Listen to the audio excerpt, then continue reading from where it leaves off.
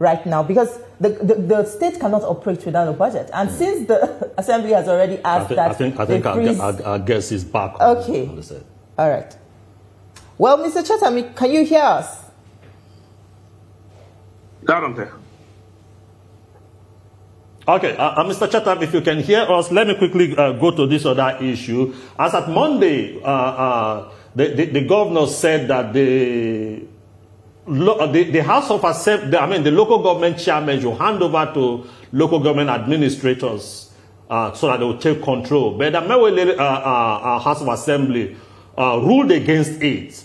Now, what should be the position of the law? Because one group is saying that the House of Assembly chairman, whose tenure expires sometime June 2024, should be the one that will take charge. While the governor's angle is saying, look, there was an election, though nullified, now those guys should hand over. Now, what is the position of the law in this aspect, please? Truth be told, if we want to be sincere with ourselves, there is no way those persons whose tenure has elapsed would now come back to take over the leadership of the local government council, as it were. It is not possible for them to come back to take over the leadership of the House of Assembly. Now, when you go back to the issue of tenure elongation, which was done by the Martin Nwala-led assembly before this whole crisis, or within this period of the crisis, you also discover or agree with me that there was also a court judgment that actually said that that particular action by Martin Nwala was wrong. And I've also expunged Section 2 of the Rivers State local government laws within that particular judgment. Now, that completely removed the issue of tenure elongation. So in Rivers State, we do not have the issue of tenure elongation. What is proper in the circumstances that is the HLGAs, which happens to be the highest ranking civil servant at the local government level, should naturally take over the administration of the local government. Just like we have talked about the issue of the ministries, where there are no commissioners, the permanent secretaries in charge of each ministry should continue with the leadership of the ministry, as it were. However, you know, the challenge we have is that there are lots of politics going on here. The Supreme Court has also stated clearly that has also abolished caretaker committees for local governments. Exactly. So in circumstances where we do not have elected local government officers, are you now saying that we should go back and bring back people whose tenures has elapsed and restore them back to continue leading us as local government officers? For me, that argument does not actually follow. It does not follow. The natural thing is that the highest ranking civil servant should continue in that particular light as the head of the local government, should continue in the administration of the local government till an election is conducted. Because we cannot be saying that people whose tenure has elapsed should return back and continue with the House of Assembly, with the local government duties as local government chairman. It will be wrong to actually do that. Because on what mandate are they standing? There was an attempt by President Tinubu to offer political solutions to the crisis in Rivers State, but Governor Fubara failed to, honor the agreements made or reached, and dismissed the peace deal brokered by by the president as insignificant. Do you agree that this was a turning point where the situation escalated and became difficult to resolve? Well, beyond that, there are lots of indices playing out in all this, and I think some persons got critical with the reason why we have this situation and that challenge is some persons got critical with the position of the president in that out of the about 8 points that were laid out. Out of the 8 points that were laid, it was about 7 of them was against the governor, seemed to have been against the governor, while just one was in favor of the governor in the circumstance. And when you look at it, some persons had raised up the issue of bias with respect to that particular agreement. And the governor also looked at it from that point of view.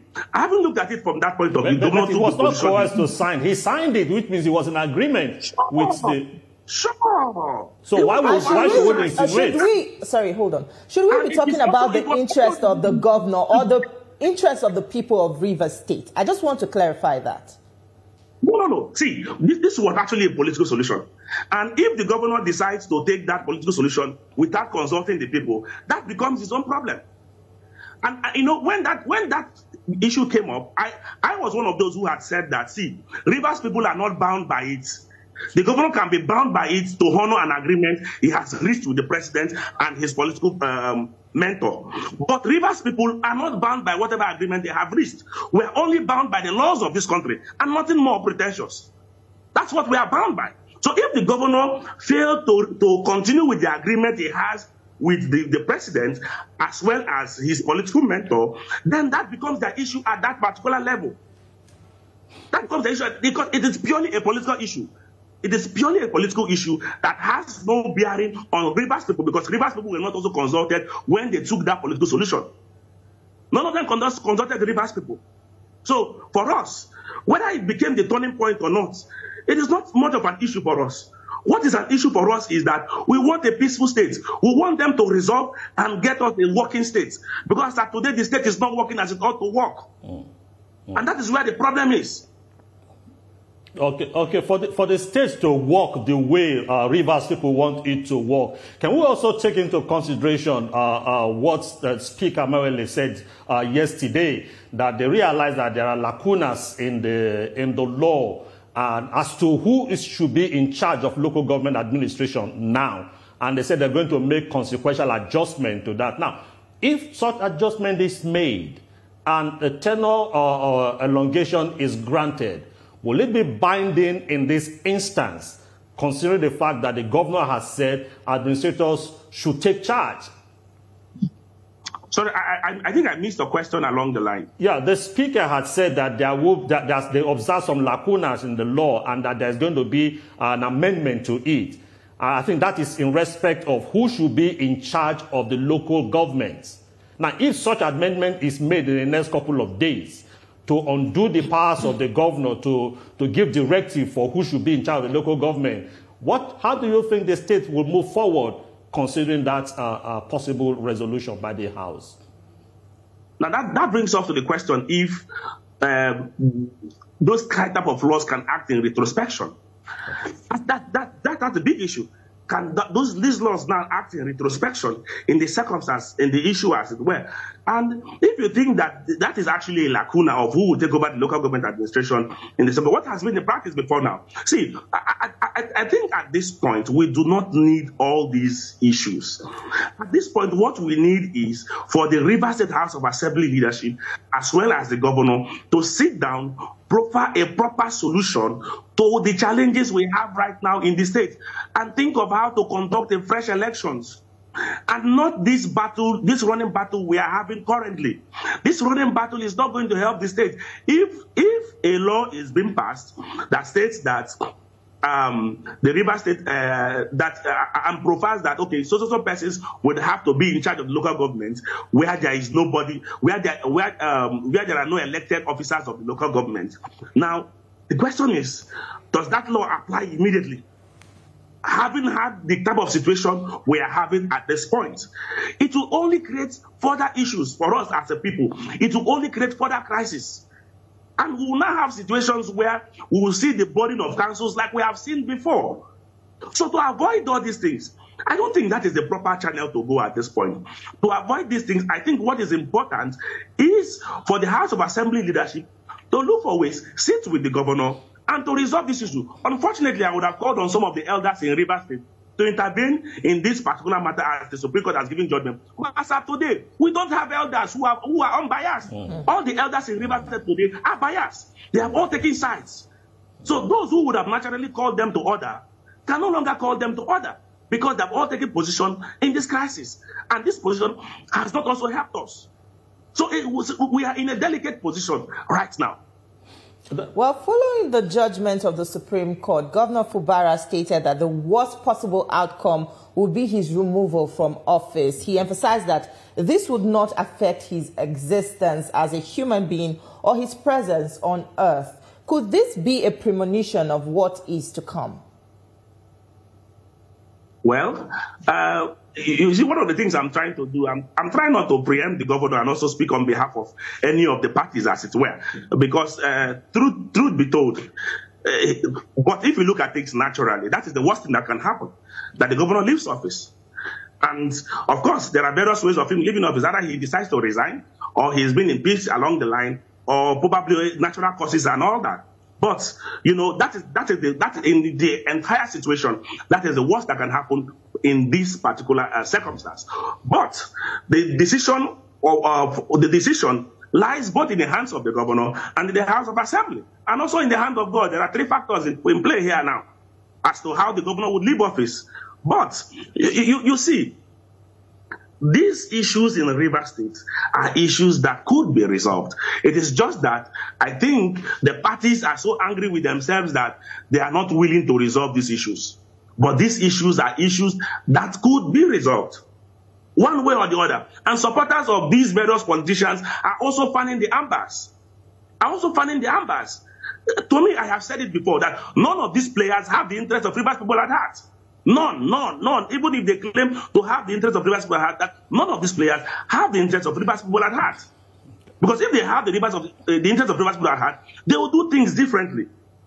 And they are all politicians. Let's not also forget that these same people came together, worked against Rivers State for 8 years under the Wike's administration.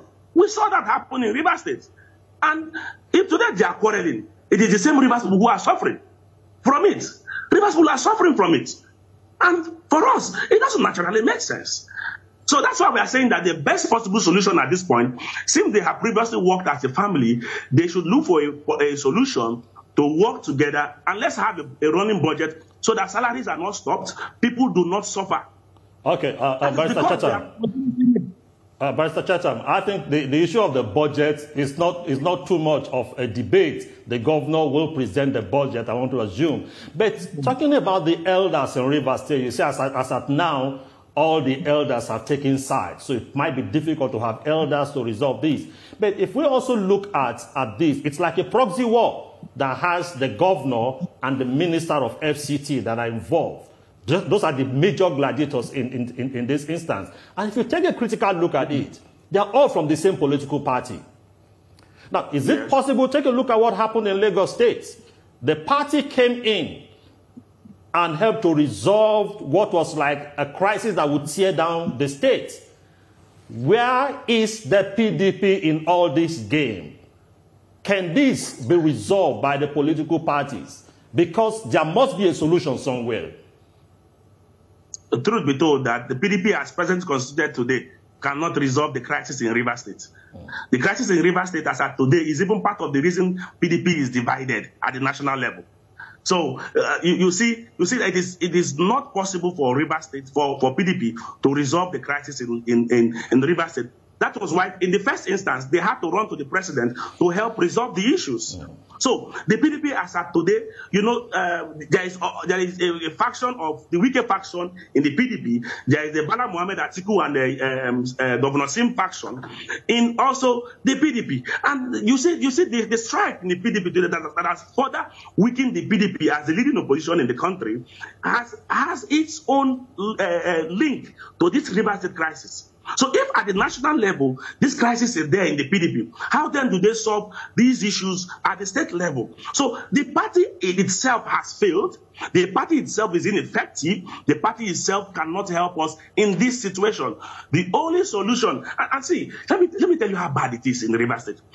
Even religious leaders are part of this crisis. The religious leaders who are supposed to naturally resolve these issues using the episcopalhood or whatever it is to resolving these issues are also part of these issues because some of them have also taken sides. Well, Mr. Chetam, those remain allegations until verified. But I would like to take you back to a statement you made in October 2023. You once alleged that the refusal of Governor Fubara to remit 25% of the state's allocation to Nyesom Wike, his predecessor, caused the ongoing face-off. You also have not been able to substantiate this claim. But with the current judgment of the Supreme Court,